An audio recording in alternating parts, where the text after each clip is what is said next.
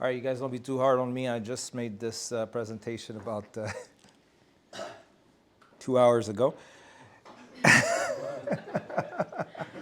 So I'll do my best. My name is Lenz. I'm a software consultant with specialization in Flutter for the past 6 years. I am also a organizer in this beautiful Flutter community, GDG community. Beyond the code, I'm currently working on the biggest project, becoming a father. Hello to my girlfriend. Before we dive in, I'll just like to acknowledge the passing of Reverend Jesse Jackson. Today, as February marks Black History Month, I want to honor his legacy as a tireless champion for inclusion. It's in that same spirit that we are here that drives us to build this diverse community together here in Montreal.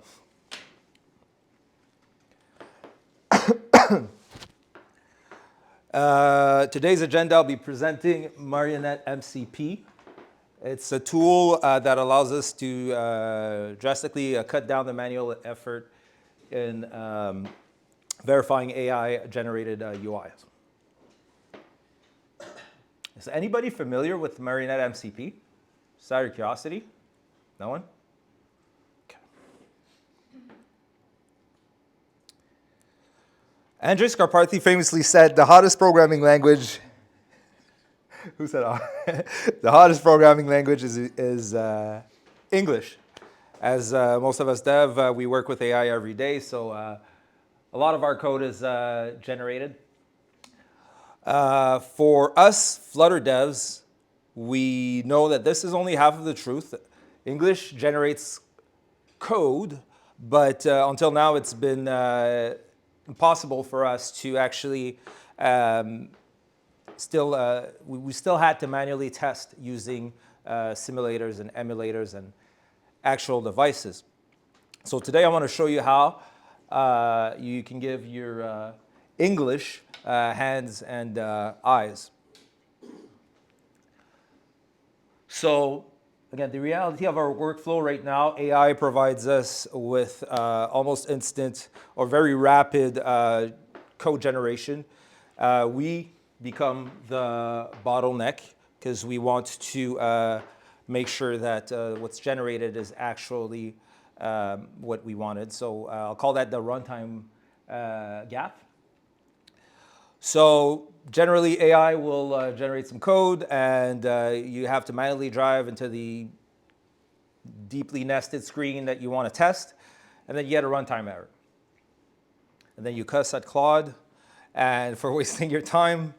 And this is the context switching that actually is very currently inefficient. I know web has Playwright, but until now, Flutter did not have this, this automation and this way of doing things. So what is Marionette? It's an MCP server that actually bridges that gap. So if you're familiar with Playwright, it's a similar concept. It connects it connects your AI agent directly to Flutter's VM, and it creates a semantic snapshot.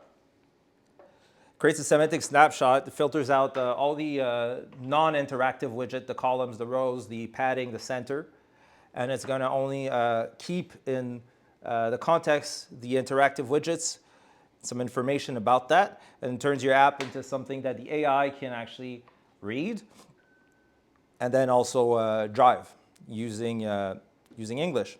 So previously, a big waste of time. You have a UI bug, you need to do the setup, you have a multi-step of sign-up flow, you need to navigate to the step number 5, create that bug, and then try to fix, hard reload, hard restart, start over again. And this is the premise thanks to lean code in 2026. You don't have to mock the state, you don't have to manually get there. You just tell the agent to drive there.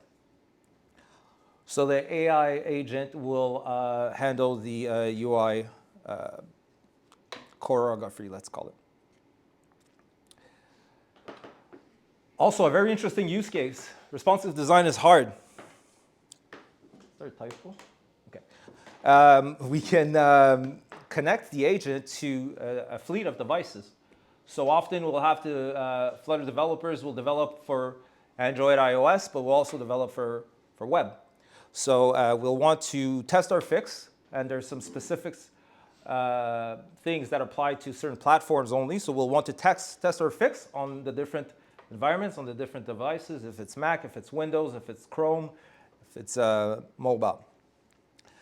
So we can actually have, as of today, the agent run all these devices and test all their use cases. It's like a manual, it's like an automated QA tester for your agent. So, I thought I had much more slides. Okay. So, any questions so far? No? Does it only work for like Flutter, the Marionette? Yeah. Only like even like if there was like web, but like you could. Yeah, because Flutter does web. It's Flutter for web. Yeah. But for web, you have Playwright, or I think they have some other solutions as well. Chrome Dev Tool as well. Yeah, Chrome Dev Tools. There's a few. Okay, so what I'd like to do, I tried to set up a demo, and it's not going to work. It never works. The demo gods, see if they agree today. Can I move this here?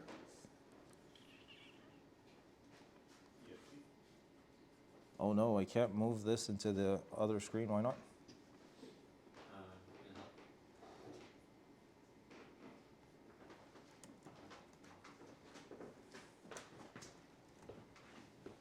I can't move the emulators there.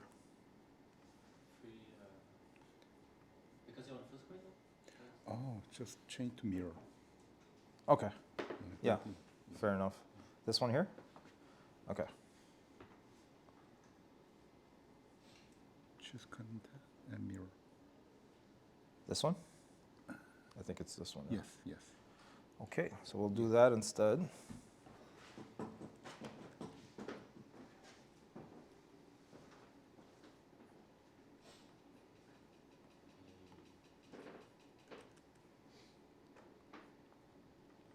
So I'm not going to go too deep into this app. It's just a little app that I built for this demo. It's pet care, so it's an app that allows pet owners and pet sitters and vets and clinics to interact with each other to take care of our pet friends.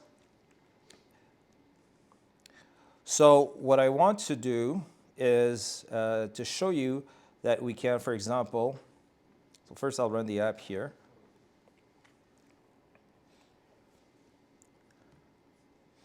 And I want to show you that the same interactions that we do, the AI MCP can actually do it, and how it can be useful. Is there any use cases that anybody wants me to try? Just out of curiosity, where I think we got plenty of time. We can try a few things here. Show me the app first. Show the app first? Okay. Fair enough. There it is. So this is the app. I think there's a pet care at, I don't remember.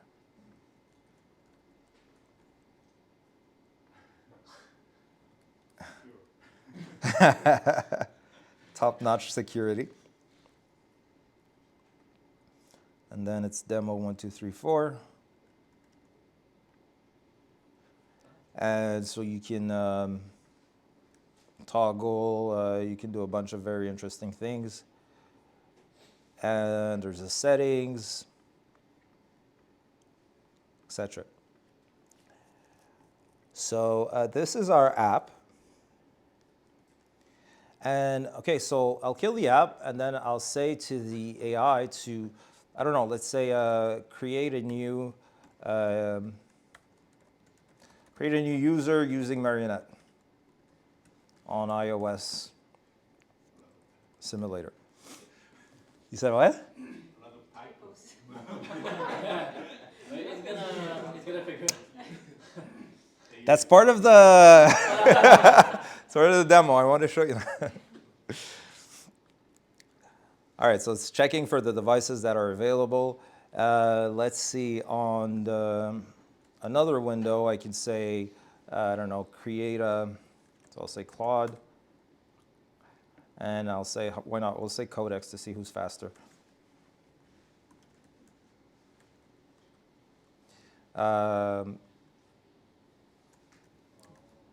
Create a new, or login, test the app. I'll let it decide what he wants to do.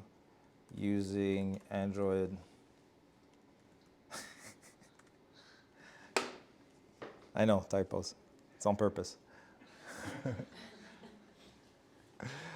For example. So what we're hoping to see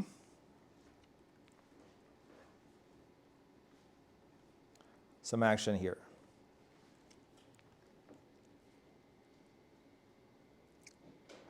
If the demo gods cooperate with us. Did you see the new model that's like for UI automation? It was like some Chinese model, like JLM made, where you can Oh, really? interaction for that. For which platforms? For which? Mobile.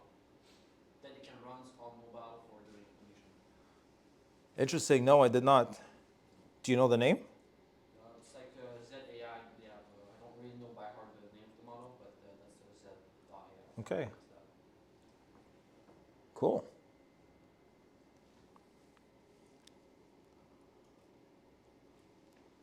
Okay, so Codex is faster in this case. I don't know. This thing is like it didn't work here. So here we have, oh, well, I spoke too fast. It killed the app. Oh, it said I tested it, so it killed it. Okay. So it says the app reached the sign-in flow without crashing. I'm stopping to run cleanly. I don't know why this. I'm going to kill it here. So actually, let's do something else because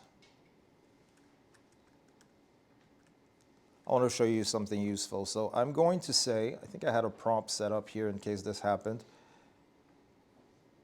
Something like this. Test this app on multiple devices. Okay, so we'll say something like this. Test this app using Marionette, use subagents. So Claude has this concept of subagents, so it can start multiple parallel processes. So it's going to start 3 processes, one for each of the platforms. And what did I say? iOS simulator, Android, and an Android emulator. So many typos. We're going to hopefully see that this is going to start. And we'll see what it does. So I'll say I'll add test logging in and interacting as different types of users, for example. I don't know.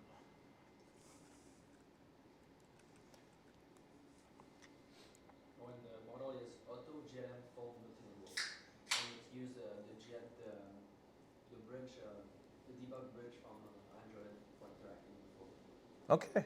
Auto what? Claude needs your permission. Yeah, Claude talks to me sometimes. Auto GLM fold multilingual. Okay, cool.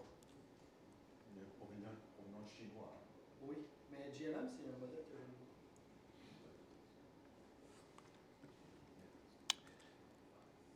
I was afraid something like this would happen.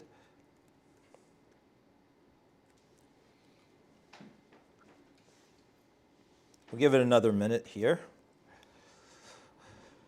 Okay.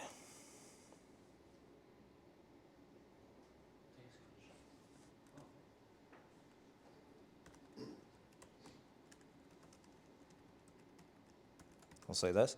Typically it works. In this case, it doesn't. I've got 0 feedback from the app right now. It doesn't connect to the app even at all, which is a terrible example. Let's try Codex.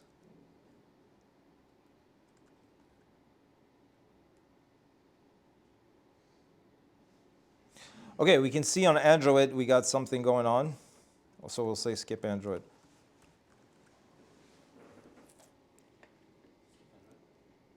Yeah, because Claude is finally deciding to get Android running. So we'll tell Codex to skip Android, and we'll see. So we can see that it's navigating through the app. It's taking some actions. So you can imagine at scale, especially if you have a large app, how much QA testing you'll save just by having this automatically test and interact with your app, find those pesky bugs, and then it's an AI, right? So it has a validation loop.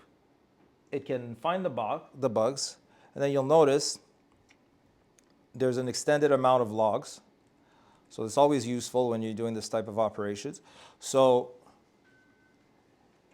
it can get the logs and say, okay, so this is the action that I was doing. This is the state of the app. The app's changed for, I don't know, from offline to online. As I clicked this button, for example, this happened, yada, yada. And then it can self-heal. It could fix the issue. It could reproduce the issue.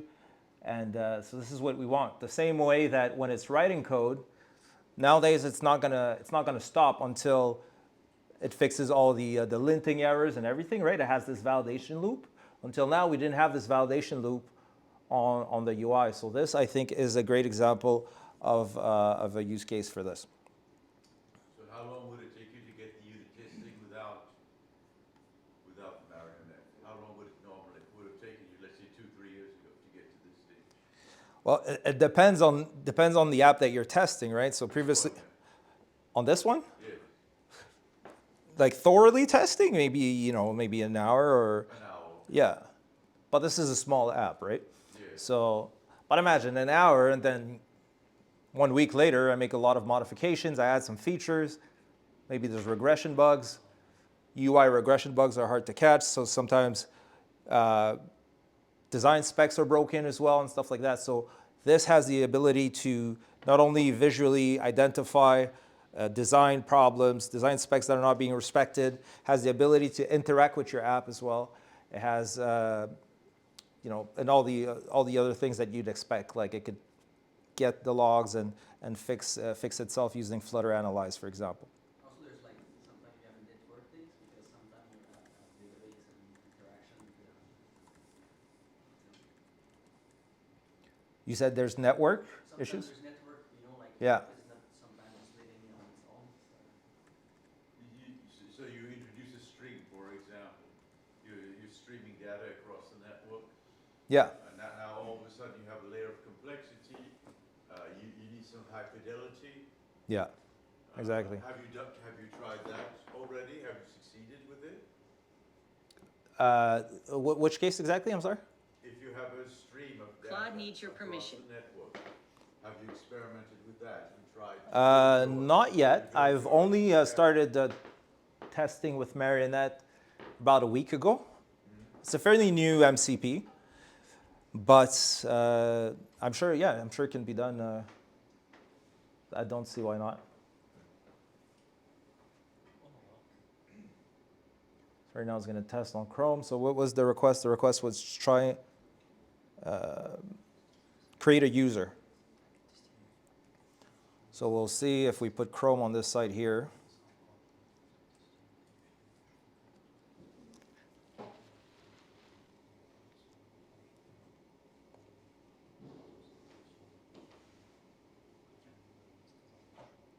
So you have to imagine, especially with this long flows, you'll have to actually either mock these steps or input it every time yourself, which gets boring fast, right? I think it's just slow because you are using the frontier model. So let's say if you use the light model, actually the process is going to be faster. It's going to be faster, yeah. So yeah, good point. So Jin is just suggesting that if you use a local model as a smaller model that runs on your machine, then you have a faster output, which is true. And sometimes these models also, what happens is that what I've noticed so far is great, but they will try to wait always for the output of the other one. They'll try to analyze. I'm not sure if this one's doing it right now, actually. But no, it's actually not doing it, so that's fine. But sometimes Claude will try to wait for the output. Sometimes they'll take a screenshot, and then they'll say, oh, okay, I see everything is fine on this screen. So that's like maybe 5 seconds or 6 seconds per screen. It gets very slow over time. But again, you can parallelize. I couldn't demo it here, unfortunately, but trust me, I've done it, it works. And so you can parallelize multiple devices, and especially, you're implementing a fix, you want to make sure that it works in all the platforms. Is this the way that it passes context? The way that it passes context, what do you mean? Through the screenshots. Is that its modicum of passing the context? No, so what it does is that it reads your widget tree. It's connected to the Flutter VM. It reads the widget tree, and it extracts only the interactive elements of the widget tree. So, text box, it can scroll, buttons and that. So it has this map of the interactive elements only out of your widget tree, and then it decides what it needs to do based on that. So you don't have to feed it test cases and just test it. It just keeps going, yeah. So that's the great thing, right? English, the programming language. All right, so you see here it's taking screenshots. So screenshots is great because another important use case that I see is that you'll have a Figma design. You have a designer that's worked very hard on implementing a very nice app in Figma, and then you'll have to implement it in Flutter. But then for some reason you change your app and the button is way too large, the text is not responsive, or something happens. Claude is done. That makes it so that it doesn't respect the design specs anymore. So this, because it has access to because it has access to your widget tree, and because it has access to visually see your app, it can see padding, it could see positioning, it could tell you that, hey, on this and it could talk to Figma as well, right? So it could say, on this design spec, you're not respecting it for this and this element. So I've actually used something like that myself as I'm working with designers, and it's actually pretty efficient. Designers will love you. Okay, so The Figma MCP is great until then the design is too complex, or it's not respecting with design, or it's like the design is like some oddity. But if you have a good designer, they will make the design good for devices. But here, actually, you don't even need that because what is going to check, Yeah. it's a screenshot based, right? So you just check the pixel and the film section. It doesn't really matter because it's not implementing it. So hopefully you have a designer that works with design library, like design, what's it called? System, with a design system, thank you, Jin, and creates components that you can then create a library inside of your app, and then just use this design system and these components, these design tokens and these components inside of your app. That makes it also smoother for the AI to know, like, oh, okay, so Figma says this is a primary button, and I have a primary button in my app. This is what's supposed to be here, right? It doesn't have to translate every time, so it makes it smoother. That's essentially prompting, because if Figma presents a foreign design that is unadaptable and unfamiliar to the LLMs, then of course they're going to return rubbish. So it's really important for the designer to have that. The designer is essentially prompting the model to generate an app according to specifications.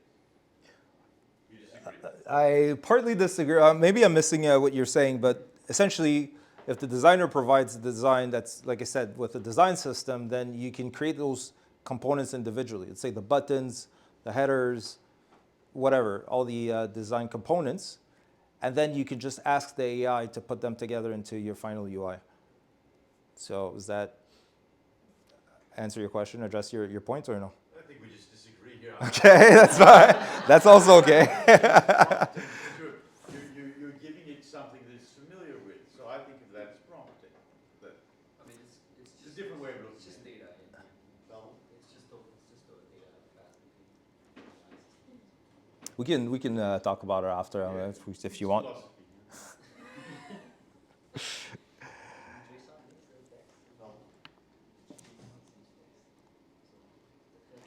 Okay, so just as so wrapping up, I'm saying you're not a human, you're not a human emulator. Value your time.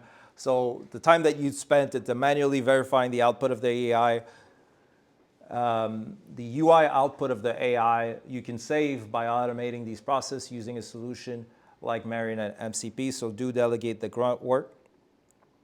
Stop clicking, start engineering. Let the ghost and the machine handle the rest. That's my closing from Gemini. Thank you so much.